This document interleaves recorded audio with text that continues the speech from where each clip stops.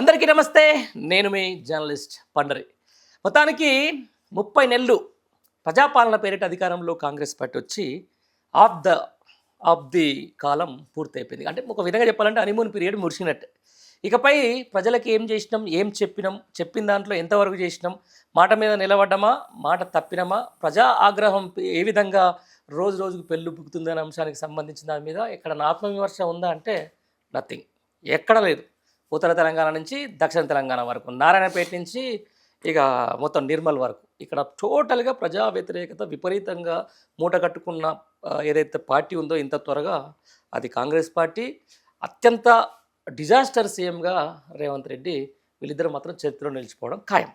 Right, చూస్తూ ఉన్నాం మనం ముందస్తు నుంచి కూడా. అంటే ఉత్తర తెలంగాణ నిజామాబాద్ రాజకీయాలకు సంబంధించి చాలా అద్భుతమైనటువంటి అభివృద్ధిని 10 ఏళ్ల పాటు చవి చూసిన ఆ ప్రాంతం ఎక్కడైతే అక్కడ బీజేపీ కాంగ్రెస్ మిలాఖత్తో మళ్ళీ వెనకబాటుతనానికి మళ్ళీ నిజామాబాదు ఏదో మళ్ళీ అదొక డిఫరెంట్ టైప్ ఆఫ్ డిమాలిషన్కు పడిపోతున్నటువంటి పరిస్థితి. నిజంగా నిజామాబాద్ రాజకీయాలు ఎట్లా ఉంటుంటాయి, నిజామాబాద్లో బీఆర్ఎస్ పార్టీ ఉనికి ఏ విధంగా రోజు రోజు పెరుగుతూ ఉందనే అంశానికి సంబంధించి మనతో మాట్లాడేందుకు బీఆర్ఎస్ పార్టీ నాయకులు బాజిరెడ్డి జగన్ మనతో ఉన్నారు. ఆయన అడిగి మరిన్ని విషయాలు తెలుసుకునే ప్రయత్నం అయితే చేద్దాం. మామూలుగా అయితే ఆయన ఎప్పుడు ఇంటర్వ్యూలో ముందుకు రాలేదు. ఫర్ ద ఫస్ట్ టైం నేను రిక్వెస్ట్ చేయడం తోటి వచ్చింది ఈరోజు. అన్న నమస్తే. నమస్తే అండి. రైట్, చాలా దూరం నుంచి వచ్చినట్టున్నా. ఎట్లా అనిపిస్తుంది అన్న మొత్తానికి కాంగ్రెస్ ప్రజా పరిపాలన? మనం డైలీ చూస్తున్నాం, ఇప్పుడు గత 2-3 నెలలుగా చూస్తూ ఉన్నాము. వాళ్ళ అరాచకాలు, ప్రశ్నించిన వారిపైన వాళ్ళు ఏ రకంగానైతే బిహేవ్ చేస్తున్నారు. ప్రతి శనివారం ఒక అరెస్ట్ అన్నట్టు కేటీఆర్ గారు చెప్తున్నట్టు ప్రతి శనివారం ఒక అరెస్ట్ ఖచ్చితంగా ఉండాలన్నట్టు బిహేవియర్ ఉంది వాళ్ళది. అంటే ఏం చేశారు అనే దానికి, ఏం చేస్తున్నాము అనే దానికి ప్రతిసారి ఆయన ఇచ్చే స్పీచ్ల్లోనే ఆయన ఏం చేస్తున్నాడు అనేది చెప్పుకుంటున్నాడు. ఏం చేస్తున్నాడు? బండ బూదులు తిట్టడము, కేసీఆర్ గారిని తిట్టడము, ఇటు కేటీఆర్ గారిని తిట్టడము, అటు బీఆర్ఎస్ పార్టీని తిట్టడం తప్ప అక్కడ అసలు అంత జరుగుతుంది. బీజేపీ పార్టీలో బండి సంజయ్ గారి ఇష్యూ అయింది, అంతకుముందు వేరే ఇష్యూస్ అయినా దాని మీద ఏమైనా మాట్లాడుతున్నాడు? అసలు ఏం లేదు. ఏంటంటే ఇద్దరు కలిసి ఎక్కడికి వెళ్ళి కేసీఆర్ గారి పేరు డ్యామేజ్ చేయాలి, బీఆర్ఎస్ పార్టీని డ్యామేజ్ చేయాలి తప్ప ప్రజలకు వాళ్ళు ఇచ్చినటువంటి 420 హామీలు ఏవైతే ఉన్నాయో అవి ఇవ్వడానికి మాత్రము ఎక్కడా కూడా ఒక అడుగేసిన దాఖలా కూడా లేదు.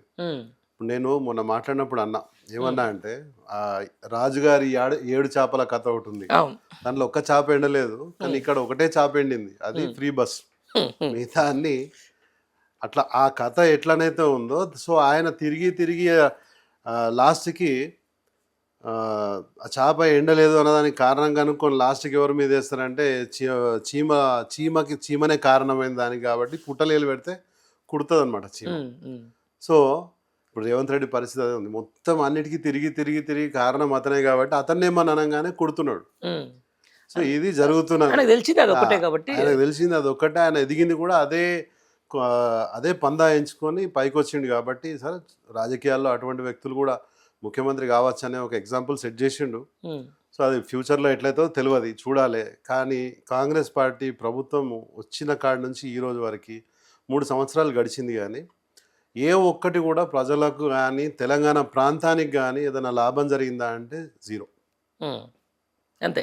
రైట్, మామూలుగా చూస్తూ ఉన్నాం ఇంత ప్రజా వ్యతిరేకత ఉందని మీరు చెప్తా ఉన్నారు. అంటే ప్రతిపక్షంలో ఉన్న వాళ్ళు ఎవరైనా అదే చెప్తా ఉంటారు.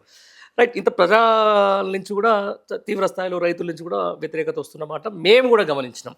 అయినా కూడా నేనే 10 ఏళ్ల పాటు ముఖ్యమంత్రి ఉంటా అని చెప్పేసి అంటాడు మరి రేవంత్ రెడ్డి. ఆయన ధీమా ఒకటే ఏందనంటే ఆయన ఒకటి చూసుకుంటున్నాడు. ఇప్పుడు బీఆర్ఎస్ పార్టీ పవర్ఫుల్ పార్టీ అవుతుంది, తెలంగాణ ప్రాంత ప్రయోజనాల కోసం ఒకటే పార్టీ కొట్లాడుతుంది. కాబట్టి ఏం చేస్తున్నాడు అంటే ఆంధ్ర నుంచి ఎన్ని పార్టీలన్నా రాని, ఎందుకంటే ప్రభుత్వం మీద ఉన్నటువంటి వ్యతిరేకత ఓట్ల రూపంలో మిగతా ఎన్ని పార్టీలకన్నా వెళ్ళిపోని ఇతనికి లాభం జరగాలనే ఉద్దేశంతో ఆంధ్ర నాయకులు వచ్చి ఇక్కడ గొడవ పెట్టడానికి ప్రయత్నం చేసినా, నోటికి వచ్చినట్టు మాట్లాడినా ఆయన పల్లెత్తు మాట కూడా అంటలేడు, స్వాగతం పలుకుతూ ఉన్నాడు. సో ఈ రకంగా ఏంటంటే ఆయన ఏమనుకుంటే యాంటీ ఇన్కంబెన్సీ ఓట్స్ ఏవైతే ఉన్నాయో వాటిని చాలా ఎక్కువ పార్టీలు పంచేసుకుంటే నాకే మెజారిటీ ఉంటుందనే ఉద్దేశం ఒకటి ఉంది. తర్వాత మీరు అబ్జర్వ్ చేస్తే స్టార్టింగ్లో మనం చూసిన వాళ్ళ బ్రదర్స్ ఎట్లా అందరికి కనిపించే విధంగా దోచుకోవడం స్టార్ట్ చేసి ఈరోజు తెర వెనక్కి వెళ్ళిపోయారు. తెర వెనక్కి వెళ్ళిపోయి వాళ్ళు ఖాళీగా ఉన్నారంటే అట్లా కూడా లేరు. తెర వెనక్కి వెళ్ళిపోయి జిహెచ్ఎంసీ మొత్తం డామినేట్ చేస్తున్నారు, డబ్బులు మొత్తం దండుకుంటున్నారు. ఎక్కడి నుంచి ఏ పార్టీ వచ్చినా కూడా డబ్బుల పరంగా మనం తగ్గకూడదనే విషయాల్లో విపరీతమైన దోపిడీ చేస్తూ ఉన్నారు. ఎక్కడ చూసినా మీరు చూడండి, ఈ హైడ్రాని కూడా వాడుకొని బిల్డర్లను బెదిరించుకుంటూ వందల కోట్ల రూపాయలు దండుకుంటా ఉన్నాడు రేవంత్ రెడ్డి స్పెషల్గా. మొన్న మీరు పోస్టర్లు చూసి ఉంటారు, ఇక్కడ మన మెట్రో పిల్లర్స్కి చూసి ఉంటారు, పెద్ద పెద్ద పోస్టర్స్ వేసుకున్నాడు. దాని మీద ఏమనుంది, రేవంత్ మిత్రమండలి అని ఉంది. అంటే దాంట్లో మంత్రులు, ఎమ్మెల్యేలు దాంట్లో లేరు, ఓన్లీ మిత్రమండలే, మంత్రిమండలి లేదు, ఓన్లీ మిత్రమండలి పెట్టుకొని అన్ని పోస్టర్లు వేసినంటే మీరు అర్థం చేసుకోవచ్చు ఏ ధీమాతోటి నేను 10 ఏళ్ళు ఉంటా అని బుకాయిస్తున్నాడా, లేకపోతే ఏ ధీమాతో చెప్తున్నాడో. ఆ ధీమా ఏదైతే ఉందో ఆ ధీమాను వెన్నులో మామూలుగా ఆ ధీమా యొక్క వెన్న పూసను ఇరగొట్టే కార్యక్రమము కేటీఆర్ గారు తీసుకున్నారు. ఈరోజు కేసీఆర్ గారు ఎంత ప్రశాంతంగా ఉంటూ వ్యూహరచన చేస్తున్నారంటే, ఈరోజు కేటీఆర్ గారు ఒక సైడు, హరీష్ రావు గారు ఒక సైడు, వారి ధీమాని దెబ్బతీసే పనిలోనే ఉన్నారు. ఖచ్చితంగా రాబోయే రోజుల్లో మళ్ళీ బీఆర్ఎస్ పార్టీ వస్తుందనే ధీమా, భరోసా ప్రజల్లో కలుగుతూ ఉన్నది. మేము వెళ్ళినప్పుడు కూడా అసలు ఇన్ని రోజులు మాట్లాడని వాళ్ళు కూడా దగ్గరకు వచ్చి అన్న మీరు ఉన్నప్పుడు బాగుండే అని చెప్తారు. ఏదైనా కూడా ఒక సామెత ఉంటుంది, నానుడి అనుకోవచ్చు, నిజం గడప దాటే ముందు అబద్ధం ప్రపంచాన్ని చుట్టేసి మళ్ళీ ఇంటికి వచ్చేస్తుంది, మళ్ళీ వచ్చేస్తుంది డైరెక్ట్. సో ఈ జమానాలో, జంజీ జమానాలో పెద్ద ఒక లెగసీకో దానికో దేనికో లేదు. ఆ రోజు ఎట్లా అనుకుంటే ఆ రోజు నడిచిపోతుంది. సో ఇలాంటి క్రమంలో కాళేశ్వరం లాంటి చాలా గొప్ప ప్రాజెక్టు, దాని గురించి 80s పుట్టిన మాకు తెలుసు, మీకు తెలుసు, ఇంకొంతమంది తెలుసు. దాని మీద సరిగ్గా ప్రజలకు అర్థమయ్యేటట్టు చెప్పలేకపోయింది బీఆర్ఎస్ పార్టీ అంటే ఏమంటారు మీరు? ఇప్పుడు ఎప్పుడైతే మన రేవంత్ రెడ్డి ఎప్పుడైతే ఎంటర్ అయ్యిండో పిక్చర్లోకి చంద్రబాబు నాయుడు ప్రోద్బలంతో వాళ్ళ ఇంట్రెస్ట్ని కాపాడడానికి ఎప్పుడైతే మాట పెంచడం స్టార్ట్ చేసిండో అప్పటి నుంచి మీరు అబ్జర్వ్ చేయండి, ప్రజలకు ఏమైపోయిందని అంటే, అరే ఎవరో హీరో ఉన్నాడు గట్టిగా మాట్లాడుతున్నాడు లేదో జరిగింది అని చెప్పి కరెక్ట్ ఎలక్షన్స్ కంటే ముందే పిల్లర్ కుంగిపోవడము, దాని వెనుక కుట్ర గురించి ఆర్ఎస్ ప్రవీణ్ కుమార్ గారు కూడా మాట్లాడడం జరిగింది. సో ఖచ్చితంగా ఏదో కుట్ర చేసి ఆ కుట్రలో వీళ్ళందరినీ బద్నాం చేసేయాలనే ఉద్దేశంతో ఆ పని ఏదైతే చేసి స్టార్ట్ చేసిండో, దాంట్లో పాపం అప్పుడు ప్రజలు ఏం చేసిరనంటే అప్పటికప్పుడు ఆ ప్రాపగాండాన్ని వాళ్ళు డైజెస్ట్ చేసుకోలేకపోయినారు. ఒకవేళ మన ఒపీనియన్ మరి లేదు కావచ్చు కాదా, లేకపోతే సార్ అట్లాంటి కాదనే ఆలోచన కూడా లేనంత టైము ఆ గ్యాప్లోనే ఇవన్నీ కూడా ఈ కాన్స్పిరసీస్ అన్ని క్రియేట్ చేసిండు.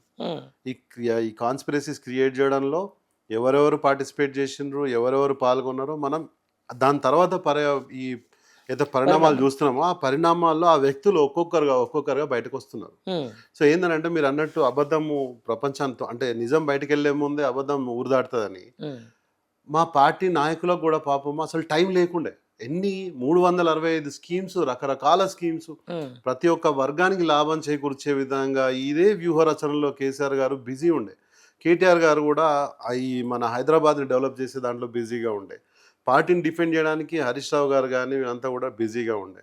ఈ లోపల కొంతమంది ఈ కుటుంబానికి సంబంధించినటువంటి కుట్ర కూడా మనం చూసినాం. సో దీంట్లో ఇది ఎప్పటి నుంచో ఈ కుట్ర అనేది నడుస్తున్నది. ఈ కుట్రలో భాగంగా లోపలనే ఇందులో ఉన్న వాళ్ళే, దీంట్లో ఉండే కొద్దిమంది ఎవరైతే పార్టీ మారిన మీరు చూసారు, గెలిచిన తర్వాత పార్టీ మారిన వీళ్ళే పార్టీని డ్యామేజ్ చేసే ప్రక్రియ స్టార్ట్ చేసేసారు. కాబట్టి ఈ ప్రజల్లోకి ఏం చేసారు, ఇది తీసుకుపోకుండా మిగతా వేరే విషయాలు, వాళ్ళ సొంత ప్రయోజనాలు అవే వాళ్ళకు ప్రయారిటీ ఇచ్చి పార్టీ కోసం గట్టి కష్టపడలేదు. సో ఆ కష్టపడని ఆ టైంలో, ఆ జర్నీలో వీళ్ళు చెప్పే అబద్ధాలన్నీ కూడా నిజంలాగా ప్రజలు అనుకున్నారు. అక్కడ ఫెయిల్ అయినామని అనిపించింది. అంతే, ఫెయిల్ రైట్. సెటిల్ అవుతుందా మరి? ఖచ్చితంగా అవుతుంది. ఒకసారి ప్రజలకు ఒక రాంగ్ ఒపీనియన్ మా తలలో చొప్పించిండు రేవంత్ రెడ్డి అనే విషయం తెలుసుకున్నారు. ఇప్పుడు బీట్ చేయాల్సింది ఏంటంటే, ఇప్పుడు గతంలో ఒకటే శత్రువు ఉంటుండే, ఇప్పుడు గతంలో మనకు తెలంగాణ ప్రాంతానికి వ్యతిరేకంగా పనిచేసే శక్తి ఒకటే, మనకు వ్యతిరేక శక్తి ఉంటుండే ఫైట్ చేయడానికి. ఇప్పుడు ఆ శక్తి వందల రకాలుగా స్ప్లిట్ అయిపోయి వస్తుంది. కాబట్టి దానికి వివిధ వ్యూహాలతోటి, రకరకాల వ్యూహాలతోటి మనం ముందుకెళ్లాల్సిన అవసరం ఉంది పార్టీ. దాంట్లో భాగంగా యువతను మంచి ఎంకరేజ్ చేసిరు అనుకోండి పార్టీ నుంచి, ఖచ్చితంగా ఈ జనరేషన్ ఏదైతే ఉంది, ఇప్పుడు వచ్చి రాబోయే జనరేషను పార్టీకి బలమవుతుంది. అండ్ ఇటువంటి ఈ శక్తులన్నీ కూడా ఎదుర్కొనేందుకు వీలవుతుంది. మీరు చూడండి, ఫేస్బుక్ కానీ, వాట్సాప్ కానీ, ఇన్స్టాగ్రామ్లో కానీ యువత బీఆర్ఎస్ కోసం ఎంత పరితపించిపోతున్నదో మనం చూస్తున్నాం. అవును అవును ఆ చిన్న చిన్న పిల్లలు పాపం వాళ్ళు 9th 10th class intermediate degree college పిల్లలు కేటీఆర్ అన్నని చూసినప్పుడు వాళ్ళ సొంత అన్న సొంత వాళ్ళ బాబాయిని చూసినట్టు ఉమ్, పరితపించిపోతున్నారు. మా సార్ లేడు ఇప్పుడు. ఈరోజు ఏదన్నా కొన్ని పెద్ద పెద్ద ఇన్స్టిట్యూషన్స్ కూడా మా నాయకులను పిలుచుకొని కాన్వకేషన్ చేసుకుంటున్నారంటే ఇప్పటికీ కూడా కాంగ్రెస్ పార్టీ నుంచి గెలిచిన రేవంత్ రెడ్డి ముఖ్యమంత్రి అయినా కూడా అతనికి విలువ లేదనే విషయాలు ఈ చిన్న చిన్న ఇట్లాంటివి చూస్తుంటే అర్థమవుతున్నాం మనకు. అంటే still now Gen Z is wanting KTR to become CM. Um. So ఆయన ముఖ్యమంత్రి కావాలి, అంటే లేకపోతే రేపు అదే కేసీఆర్ ఎలక్షన్లో కావాలి, అదే ప్రొజెక్ట్ లేకపోతే చేయగలుగుతారా? కేసీఆర్ కావాలి. ఏమండి రేపు అదే ఎలక్షన్లో ప్రొజెక్ట్ చేయగలుగుతారా? అది ఏదన్నా కానీ మనిషి ఇప్పుడు మనం 100 చెప్పని మొన్న 100 అబద్ధాలు చెప్పినా ఉమ్, జనాలు దాన్ని నమ్మిండ్రు, ఓటేసిండ్రు. ఇప్పుడు మనం అబద్ధం చెప్పాల్సిన అవసరం లేదు. మన వ్యక్తిత్వం అనేది ప్రజల్లోకి వెళ్ళిపోయింది. మన నాయకుల వ్యక్తిత్వం, వాళ్ళ వ్యక్తిత్వం, వాళ్ళు చెప్పింది చేస్తారు, అదే మంచిదో చెడేదో వాళ్ళు తెలిసిపోయింది. చెప్పింది చేస్తారనే ఉద్దేశం అనేది వెళ్ళిపోయింది జనాల్లోకి, ప్రజల్లోకి వెళ్ళిపోయింది. కాబట్టి ఖచ్చితంగా ఇది మనం దాని మీద ఎక్కువ ప్రయత్నం చేయకుండానే గెలిచే అవకాశాలు ఖచ్చితంగా ఉన్నాయి. ఇంకా ఈ 2 years గట్టిగా వీళ్ళు వేసే మంత్రాలు తంత్రాలు ఏవైతే ఉన్నాయో వాటిని ఎదుర్కొంటే ఖచ్చితంగా మళ్ళీ బీఆర్ఎస్ పార్టీ భారీ మెజారిటీ తోటి ప్రభుత్వం మళ్ళీ రాబోతున్నది. రైట్, మనం నిజామాబాద్ రాజకీయాలకు వచ్చేద్దాం. బాజిరెడ్డి గోవర్ధన్, చాలామంది మేము కూడా మాట రోల్ అయ్యి బాజిరెడ్డి గోవర్ధన్ రెడ్డి అది ఇది అనుకుంటూ ఉంటాం. కానీ బాజిరెడ్డి గోవర్ధన్ అన్కాంట్రవర్షియల్ ఎమ్మెల్యే, ఎప్పుడు కూడా ఆయన కాంట్రవర్సీ జోలికి పోయింది లేదు. ఒక మంచి లెగసీ, ఒక 4 సార్లు ఎమ్మెల్యే గెలిచిందంటే ఇట్లాంటి వ్యక్తి. నేను అనుకుంటాను అప్పుడప్పుడు మేము ఎలక్షన్ టైంలో అక్కడ తిరిగినప్పుడు పెద్ద మాకేం వ్యతిరేకత అయితే కనిపించలే. కానీ తీరా వచ్చే వరకు గత ఎన్నికల్లో ఆయన మీద పోటీ చేసినాను 20,000 మేయాడుతోడు గెలిచిన. అసలు ఏం జరిగిందంట అక్కడ? మేజర్గా మా ఓట్లన్నీ కూడా బీజేపీ పార్టీ స్ప్లిట్ చేసుకుంది. కారణము మనకు తెలుసు, ఆదిలాబాద్, నిజామాబాద్, కరీంనగర్లో ఆ రోజు పరిస్థితి ఎట్లా ఉండే అని అంటే రాములవారి అక్షంతలు అని చెప్పి అదొకటి వాళ్ళు క్యాంపెయిన్ తీసుకొచ్చిండ్రు. రాములవారి అక్షంతలు, తర్వాత గోడల మీద జై శ్రీరామ్ రాయడం. మా ఏరియాలో ఎక్కువ ఏంటంటే బీసీ ఓటు బ్యాంక్ ఎక్కువ ఉంటుంది. సో ఎక్కువ మట్టుకు ఏంటంటే ఈ ఏదైతే దాని మాయలో పడిపోయి ఆ రోజు మనకు బీఆర్ఎస్ పార్టీకి నష్టం జరిగింది. ఆ నష్టంలో భాగంగానే అటు బీజేపీ పూర్తిగా ఓటు లాగలేకపోయింది, ఇటు బీఆర్ఎస్ పార్టీకి నష్టం అది చేసింది. కాబట్టి కాంగ్రెస్ పార్టీ అనేది మా కాన్స్టిట్యున్సీ నిజామాబాద్ రూరల్లో గెలవడం జరిగింది. రైట్, ఇప్పుడు ఈ కాంగ్రెస్ పార్టీ ఆయన గెలిచిన తర్వాత మీ నియోజకవర్గాన్ని మీకు కాకుండా ఏం చేసిన మేలేంటి? ఏం చేసింది? ఇప్పుడు చూసుకుంటే ఆయన వచ్చిన తర్వాత ఇప్పుడు భూపతి రెడ్డి గెలిచిన తర్వాత మొత్తానికి భూపతి రెడ్డి గెలిచిండా, వాళ్ళ పిఏ గెలిచిండా ప్రజల ఓట్లతో నేను అడుగుదాం అనుకున్నా. చాలా వరకు చెప్తా ఉన్నారు ఆడ నిజామాబాద్ రూరల్లో ఎమ్మెల్యే భూపతి రెడ్డి కాదు, ఆయన పిఏ. పిఏనే ఎమ్మెల్యే. అసలు ఎమ్మెల్యే కూర్చోమంటే కూర్చుంటారు, పిఏ కూర్చోమంటే కూర్చుంటారు. పిఏ గారు ఎమ్మెల్యే. కాంట్రవర్సీ ఏంది అసలు? కాంట్రవర్సీ చుట్టమా ఆయనకి? ఏంది చుట్టాలో ఏదో మనకు తెలియదు, కానీ ఆయన అయితే ఆయన ఒక డాక్టర్. బేసికల్లీ ఒక కోరిక ఉండే, ఉద్యమం టైం నుంచి బీఆర్ఎస్ పార్టీలో ఉన్న వ్యక్తి. ఆ తర్వాత ఎప్పుడైతే కేసీఆర్ గారు బాజిరెడ్డి గోవర్ధన్ ని బీఆర్ఎస్ పార్టీలోకి ఆహ్వానించి టికెట్ ఇచ్చిండ్రు, ఆ క్షణం నుంచి ఆయనలో ఉన్నటువంటి అసూయ బయలుదేరి ఎక్కడ కూడా ప్రభుత్వానికి కానీ అక్కడ గెలిచినటువంటి బాజిరెడ్డి గోవర్ధన్ గారికి కానీ ఏ చిన్న సహకారం కానీ ఇంకేదన్నా వారి ఆ క్యాడర్ నుంచి సపోర్ట్ కానీ ఎప్పుడు కూడా చూపించలేదు. ఎప్పుడు ఒక అసూయ, ఆయన ఏ రోజు కూడా నాకు అనిపిస్తుంది ఏంటంటే ఆయనకి కక్ష సాధించాలి. ఆయన ఏంది, బాజిరెడ్డి గోవర్ధన్ గారిని ఒక ఫ్యాక్షనిస్ట్ లాగా పిక్చర్ చేసిండు. ఓకే, ఎలక్షన్ కంటే ముందు నుంచే ఒక ఫ్యాక్షనిస్ట్ లాగా పిక్చర్ చేసిండు. కానీ ఆయన గెలిచిన తర్వాతనే నిజామాబాద్ రూరల్ అరాచకాలు మేము చూస్తున్నాం. ఒక ఎక్స్ఎంపీని మర్డర్ చేసిండ్రు. దాని అసలు యాక్చువల్లీ రిజల్ట్ ఏంది, దాని మీద చేస్తున్న ఇంట్రాగేషన్ ఏంది ఏం తెలవట్లేదు. ఒక 5-6 జైలు పంపించారు. దాంట్లోకి వెళ్ళి కూడా ఆయన పేరు కూడా ఉంటే ఆయన పేరు కూడా తీయించేసుకున్నాడు. దాంట్లో ఆయన ప్రోద్బలంతో జరిగిందనే విషయం కూడా ఏదో రాసిన, అంటే మాకు తెలిసిన విషయం చెప్తున్నాను నేను. అంటే నాకు కూడా ఎవరో చెప్తేనే చెప్తున్నాను నేను. ఆయన ప్రోద్బలంతో జరిగింది. ఎందుకనంటే ఆ వ్యక్తి ఎవరైతే చనిపోయినారో అతను కూడా ఎమ్మెల్యే కావాలని లేకపోతే ఇంకేదో కావాలని ఆశతోటి ఉన్నాడు. కాబట్టి సో ఆయన మర్డర్ జరిగిందనే విషయాన్ని ప్రజలు మాట్లాడుకుంటున్నారు.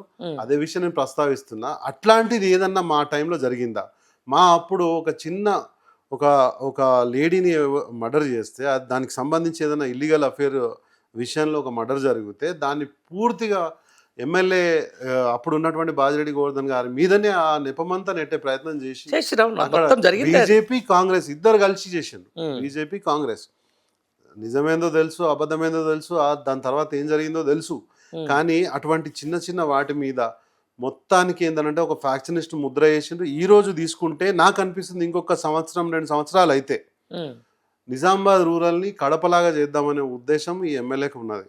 ఉమ్, మా ఫాదర్ ఒక కడప నాయకుడి నాయకత్వంలో ఉమ్. ఇన్ని సంవత్సరాలు ఆయన రాజకీయంగా ఎదిగినా ఏ రోజు కూడా వచ్చిన వాళ్ళకి ఎప్పుడు కూడా నువ్వు ఏ పార్టీ అని అడగలేదు, నువ్వు నీకేం కావాలి, నువ్వు ఎందుకు వచ్చినావు అని అడగలేదు. ఏది వచ్చినా పని చేసుకుంటూ వెళ్ళినారు తప్ప ఈ సిన్సియారిటీ ఈ వ్యక్తిలో కనబడడం లేదు. కేవలం ఒకటే అసూయ, ఈర్ష, లోపలంతా మండిపోతున్నది. ఎక్కడికి వెళ్ళి మళ్ళీ బాజిరెడ్డి కానీ బాజిరెడ్డి కుటుంబం నుంచి ఇంకో వ్యక్తి కానీ ఈ రాజకీయాల్లో ఉండొద్దనే ఒక్కటే ఒక గోల్తోటి పనిచేస్తున్నాడు. ఈరోజు తీసుకుంటే ఆఖరికి ఎన్ఆర్ఈజిఎస్ నుంచి వేసినటువంటి సిసి రోడ్కి కూడా ఆయన ఇంత పెద్ద శిలాఫలకం వేసుకుంటున్నాడు. మరి దీన్ని అడిగే దమ్ము బీజేపీ నాయకులకు లేదు. ఎన్ఆర్జిఎస్ అంటే ఏంది? సెంట్రల్ స్కీమే కదా. మరి మీరు మెటీరియల్ కాంపోనెంట్ లో ఇచ్చే 5 లక్షల రూపాయలతో వేసే రోడ్డుకు కూడా ఎమ్మెల్యే ఇనాగ్రేషన్ స్టోన్ వేసుకుంటున్నాడు. అంటే ఊరూరా ఆయన పేరు కనబడాలి, పాత చరిత్ర చెరిపేసి ఈయన పేరు కనబడాలి. మన టైంలో ఇచ్చినటువంటి ఏవైతే పనులు ఉన్నాయో 100 బెడెడ్ హాస్పిటల్స్ కానీ, బ్రిడ్జులు కానీ, తర్వాత మన మంచిప ప్రాజెక్ట్ సంబంధించి కానీ ఇవన్నిటికీ మళ్ళీ తిరిగి అక్కడ ఒక ఇనాగ్రేషన్ స్టోన్ ఉంటుంది, ఇక్కడ తనది పెట్టుకుంటున్నాడు. అది కూలగొట్టేస్తున్నారు, అది తీసేసి ఇది పెట్టుకుంటున్నాడు.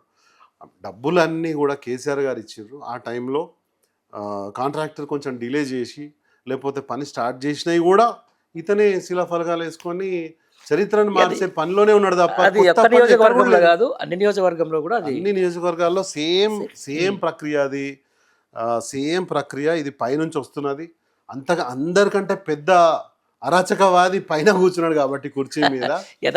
ఆయన ఎట్లుంటే వాళ్ళ కింద వాళ్ళ శిష్యులు కూడా అంతే ఉంటారు కదండి. గతంలో నిజామాబాద్లో బీఆర్ఎస్కి ఒక కంచు కోట, అద్భుతంగా సడన్గా ఈ చేంజ్ అయిందని ఒక్క ఎమ్మెల్యే కూడా, ఒక్క ఎమ్మెల్యే బాల్కొండ ప్రశాంత్ రెడ్డి తప్ప కదిమలు అందరూ ఓడిపోవడానికి అక్కడ ఏంటి రాజకీయ కారణాలు ఏంటి? ఇది నిజామాబాద్లో ఉన్న అందరికి తెలుసు, చెప్పాలి, తప్పేం లేదు. ఏదన్నా కూడా సెటరేట్ చేసుకోవడంలో ఎట్లాంటిది ఉంటుంది. నిజం చెప్పాలంటే మా దగ్గర మేజర్ సెట్ బ్యాక్ వచ్చి పార్టీకి సంబంధించిన వాళ్ళే మాకు పోటీదారులుగా వచ్చిండ్రు. ఇప్పుడు మా దగ్గర బీఆర్ఎస్ పార్టీ నుంచి వెళ్ళిపోయిన బీజేపీ క్యాండిడేట్ కానీ, బీఆర్ఎస్ పార్టీలో ఉండిపోయిన కాంగ్రెస్ పార్టీ అభ్యర్థి కానీ, ఇట్లా ఎక్కడ పోయినా కూడా ఏమైపోయిందని అంటే ఈ ఇందులో ఉన్న వాళ్ళు మాకే పోటీ. దాని తర్వాత మీకు తెలుసు కవిత గారి ఇష్యూ జరిగింది. ఆ జరిగినప్పుడు కూడా మొత్తం పార్టీ చాలా మట్టికి నిజామాబాద్ జిల్లాలో ఉన్న మహిళా మనలందరూ కూడా పాపము అప్పుడు ఏమనుకున్నారంటే, అరే ఇట్లా అయిపోయింది, మహిళ అయ్యి ఉండి ఇట్లా చేయాల్సింది లేకుండే అనే ఉద్దేశం అయితే బాగా వచ్చింది. దాన్ని బాగా ప్రజల్లోకి తీసుకెళ్ళింది కాంగ్రెస్ పార్టీ, బీజేపీ. బాగా డామేజ్ కాంట్రవర్సీ. అది తర్వాత ఆమె క్లీన్ చిట్ రావచ్చు అంతగానే, ఆ రోజుకైతే కొంచెం డ్యామేజ్ కదా మీలాంటి లీడర్లకు డ్యామేజ్. అవునండి, ఇప్పుడు మా లాంటి నాయకులు మేమంతా కూడా చెమట ధార పోస్తూ కడుపు కట్టేసుకొని నోరు కట్టేసుకొని పని చేసుకుంటూ పోతా ఉంటే ఇటువంటి ఆరోపణ వచ్చినప్పుడు అది దానికి సంబంధించిన సాక్ష్యాలని అదని ఇదని అప్పుడున్న బీజేపీ కానీ కాంగ్రెస్ కానీ దీని వెనకాల మొత్తం దగ్గరుండి నడిపించి కంప్లీట్గా పార్టీని డ్యామేజ్ చేసే ప్రయత్నం చేసినాయి.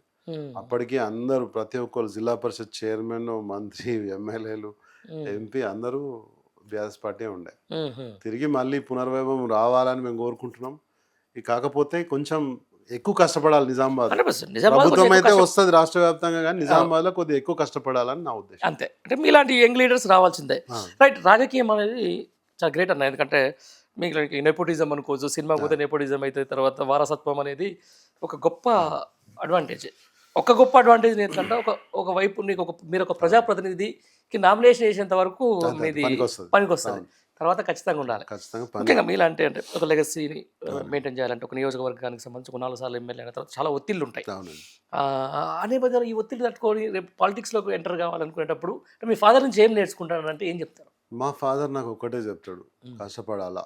ఇప్పుడు ఆయన ఏమంటారు, నా వారసుడు నా కొడుకు అంటే ఇది రాజరికం కాదు.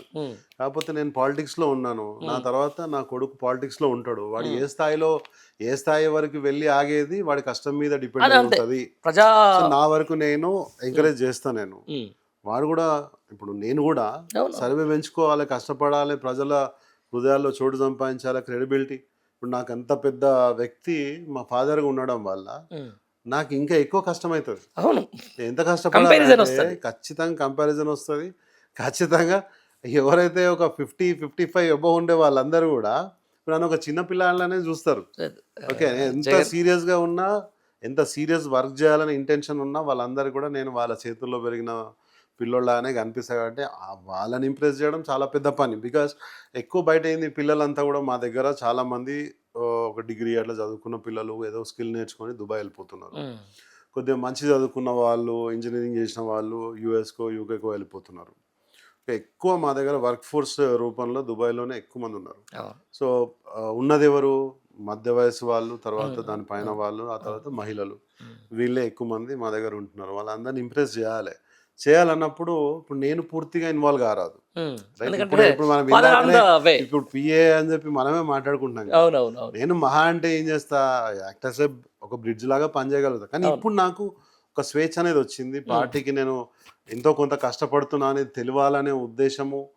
ఆ, ఇప్పుడైతేనే నన్ను గుర్తిస్తారనే ఉద్దేశంతో నేను ధర్నాలు కానీ, నిరసన కార్యక్రమాలు కానీ, చూస్తున్నాం మీ కార్యక్రమాలు ప్రజల్లోకి కూడా. వెళ్ళే కార్యక్రమాలు తీసుకుంటున్నాను. నేను ఇంకా ఉమ్. టైం ఉంది కాబట్టి కొంచెం స్లోగా వెళ్తున్నాను. నేను ఇప్పటి వరకు ఈ 10 సంవత్సరాలు పార్టీ సిద్ధాంతాలను అర్థం చేసుకోవడంలో, పార్టీలో ఉన్న నాయకులను పరిచయం చేసుకోవడంలో, అవును, పార్టీకి సంబంధించిన సిద్ధాంతాలు ఇవన్నీ ఉంటాయి కదా. పార్టీ ఏ డైరెక్షన్లో వెళ్తుంది, దానికి మనం ఎట్లా దాన్ని అనుకూలంగా మనము వెళ్ళాలనే ఉద్దేశంతో వెళ్తున్నా. నేను ఇక్కడ కాదు, యుఎస్లో ఉన్నప్పుడు కూడా ఐ యూస్ టు ఫాలో. ఓ ఎన్ఆర్ఐ మీరు కూడా యూఎస్ నుంచి వచ్చారు. నేను కూడా 5.5 years మాస్టర్స్ చేసా, జాబ్ కూడా చేసిన యుఎస్లో.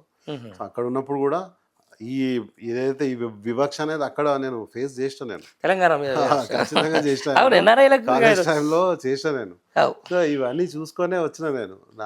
ఇక ఎంత ఎంత నేను బయటికి వెళ్ళి వచ్చినా, ఎంత ఒక నాయకుడి కొడుకుగా ఉన్నా, ఏ రోజు కూడా నేను ఒక నాయకుడిని బెదిరించడం కానీ, లేకపోతే ఏదన్నా నడవాలని చూపించుకోవడం కానీ ఎప్పుడు కూడా చేయలే. ఏదైనా వాళ్ళకి రాంగ్గా కన్వే అయ్యి ఉంటే ఇక నేను అందరికీ ఎక్స్ప్లెయిన్ చేసుకుంటూ నేను పోలేను. నా కష్టం మీద నేను డిపెండ్ అయినా.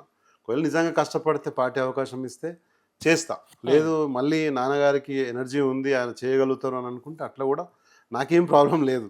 ఇక ఇక్కడికి వెళ్ళి నిజామాబాద్ రూరల్ అనేది బీఆర్ఎస్ పార్టీ కైవసం చేసుకునే లాగానే ఉండాలని నా ఉద్దేశం. పార్టీ కోసం పనిచేస్తామని చెప్పి చెప్తున్నాను. ఇప్పుడు నిజంగా మీరు కూడా ఒక వారసత్వం సంబంధించి ఎంకరేజ్ చేస్తారా? మీ మనసులో ఏముంటుంది చెప్పండి. నాకేముంటుంది అని అంటే, కేటీఆర్ అన్న కేసీఆర్ గారి కొడుకు, ఆయనకి సరే, ఆయనకి ఎమ్మెల్యే మినిస్టర్ వరకు ఓకే. ఇప్పుడు మేమందరం ఆయన ముఖ్యమంత్రి కావాలని కోరుకుంటున్నాం. కానీ ప్రజలకి ఇంకా కేసీఆర్ గారి ముద్ర అనేది ఇంకా పోవట్లేదు. సో ఆయనైనా కూడా వాళ్ళ ఫాదర్ని అధిగమించి పనిచేస్తే, వారి ఫాదర్ ఇమేజ్ని అధిగమించి పనిచేసినప్పుడే ఆయనకు కూడా ముఖ్యమంత్రి కావాలా మా కేటీఆర్ అన్న అనేది ఒకటి వస్తుంది. ఓకే, దీంట్లో వారసత్వం అనేది ఎక్కడన్నా మీరు ఇందాక అన్నట్టు నామినేషన్ వరకు పనికొస్తుంది. ఇప్పుడు నేను జడ్పీటీసీ పోటీ చేసిన, నేను గెలిచిన. నేను ఇప్పుడు నాకు అప్పుడు అందరు సలహా ఇచ్చిండ్రు. నాకు ఆపోజిట్ బీజేపీ పార్టీ, ఆయన కాంగ్రెస్ పార్టీ వాళ్ళు అందరు ఏమనుకున్నారంటే, అరే ఎమ్మెల్యే కొడుకు జడ్పీటీసీకి వచ్చిండు, హాయిగా యునానిమస్ చేసుకోవచ్చు కదా, ఎందుకు ఇన్ని కష్టాలు, ఓడిపోయిండు అనుకో ఎవరి ఇజ్జత్ పోతుంది, వాళ్ళ ఫాదర్ ఇజ్జత్ పోతుంది, ఆయన ఇజ్జత్ పోదు కదా, ఎందుకు ఇట్లా ఇబ్బంది పడుతున్నాడు. నాకు వాయిస్ రికార్డ్స్ అవి వచ్చినాయి. అయితే నేను ఒకటి చేసిన ఏంటంటే, మా ఫాదర్ నాకు ఒకటి, ఆయన చేతిలో ఉన్నది నాకు టికెట్ ఇవ్వడం, జడ్పీటీసీ టికెట్ ఆయన చేతిలో ఉన్న సంతకంతో వచ్చే బీఫామ్ ఆయన నాకు ఇచ్చిండు. పార్టీ అనుమతి తీసుకుంటా లేదనేది నాకు తెలియదు. నేను అనుకున్నా మా ఫాదర్ నాకు ఒక అవకాశం ఇచ్చింది కాబట్టి నేను పొద్దున 5:30 నుంచి ఉపాధి హామీ కార్యక్రమాలకు అటెండ్ కావడము, తర్వాత ప్రతి ఇల్లు తిరిగిన, ప్రతి ఇంటికి తిరిగిన నేను, ప్రతి ఇంటికి తిరిగిన, ప్రతి ఇల్లు టచ్ చేసిన నేను. మా దరిపల్లి మండలంలో నేను వెళ్ళని ఇల్లు లేదు. 1-2 విలేజ్లలో తప్ప ప్రతి విలేజ్లో తిరిగినాను, ప్రతి తాండా తిరిగిన.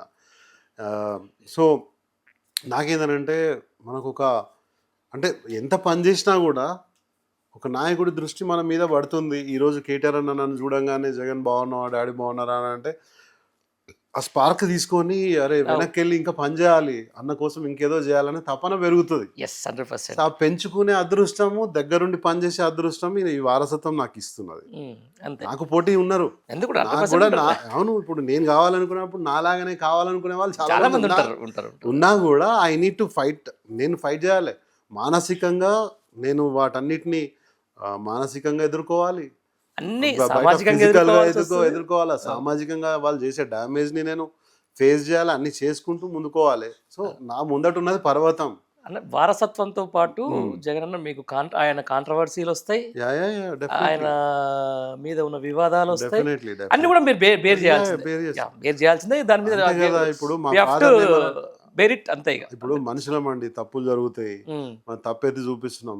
ఈ రోజు ఎన్ని తప్పులో చేసి ముఖ్యమంత్రి అయిన వ్యక్తే బుకాయించి ఏం తెలియనట్టు సత్యపూస లెక్క ప్రజల్లో తిరుగుతా ఉంటే, అసలు ఒక మనిషిగా చిన్న చిన్న తప్పులైనా చేసినా కూడా ఒక పెద్ద ఉద్దేశం కోసం పనిచేస్తున్నా, నాకెందుకు భయము అనేది నా ఉద్దేశం. జగన్ గారు క్షమించే గుణం తెలంగాణ ప్రజలకు ఎప్పుడైనా ఉంటుంది. అది నిజామాబాద్ బాగా ఉన్నత విద్యావంతులు కాబట్టి వాళ్ళకి అంత విషయం తెలుసు. రైట్, నేనేమంటున్నా అంటే గతంలో 2023 ఎలక్షన్కి సంబంధించిన దాంట్లో బీఆర్ఎస్ పార్టీ కొంతమంది నాయకులను మారిస్తే బాగుండేది, కొంతమంది ఎమ్మెల్యే అభ్యర్థులను మారిస్తే బాగుండేది, కొంతమంది యువతకు అవకాశం ఇస్తే బాగుండేది. మార్చిన 13 దాంట్లో 12 గెలిచింది కదా. ఈసారి ఎక్కువ మంది యువతకు అవకాశం ఇవ్వాలి, దాదాపు కొన్ని 50 నుంచి 60 సీట్లు మార్చాలని చెప్పేసి కొన్ని వాదనలు వినిపిస్తూ ఉన్నాయి. దీని మీద మీరు ఏమంటారు? నేను సెల్ఫ్ మేడ్ కాదండి, నేను ఒక మా ఫాదర్ షాడోలో ఉన్న వ్యక్తిని. సో ఏంటంటే బేసికలీ నేను మా ఫాదర్ అడుగుజాడలు నడిచే వ్యక్తిని. పార్టీ ఏ నిర్ణయం తీసుకున్నా కూడా మా ఫాదర్ అంటే అంతే అంతే. ఎవరైతే సెల్ఫ్ మేడ్ ఉంటారో, బాగా కష్టపడుతున్నారో ఫీల్డ్ లెవెల్లో, వాళ్ళు గట్టిగా కోరుకొని మంచిదే. ఎందుకనంటే ఇప్పుడు తరం మారింది.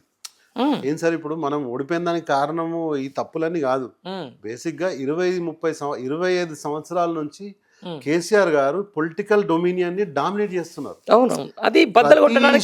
ప్రతి ఇష్యూలో కేసీఆర్ గారి పేరు ఎత్తకుండా ఏ ఇష్యూ కూడా లేకుండే ఇంతవరకు. 25 సంవత్సరాలు, ఇప్పుడు మళ్ళీ ఇంకో 2-3 ఇయర్స్ అవుతుంది. ఇన్ని సంవత్సరాల నుంచి, అంటే మనం గతం ఓడిపోయిన దగ్గర వరకు చెప్తున్నాను, ఇన్ని సంవత్సరాలు మనం ఒక నామజపం చేసినట్టు ఒక తెలంగాణ అనే మాట తప్ప ఇంకేది తీయనీయకుండా డామినేట్ చేసి 2 సార్లు ముఖ్యమంత్రి చేసిండు కదా.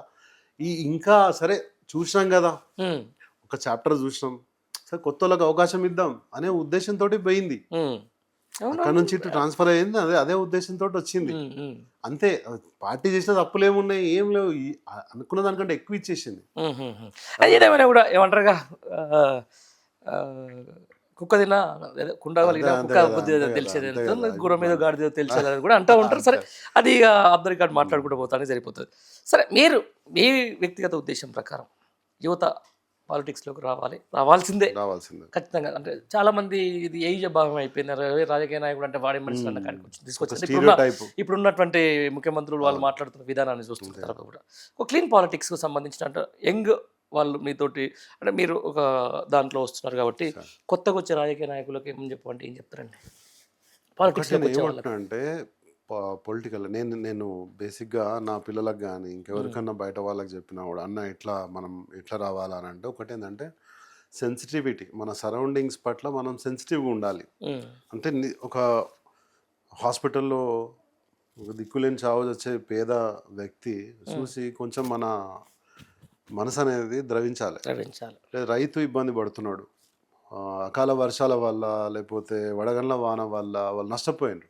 ఆ నష్టము 40,000, 50,000, లక్షణం అయి ఉంటుంది. అది మనకు తక్కువనే కావచ్చు, కానీ ఆయన లైఫ్ అది. ఆయన లైఫ్ అక్కడికి వెళ్ళినప్పుడు ఆ సన్నివేశం చూసినప్పుడు మన హృదయం ద్రవించాలి.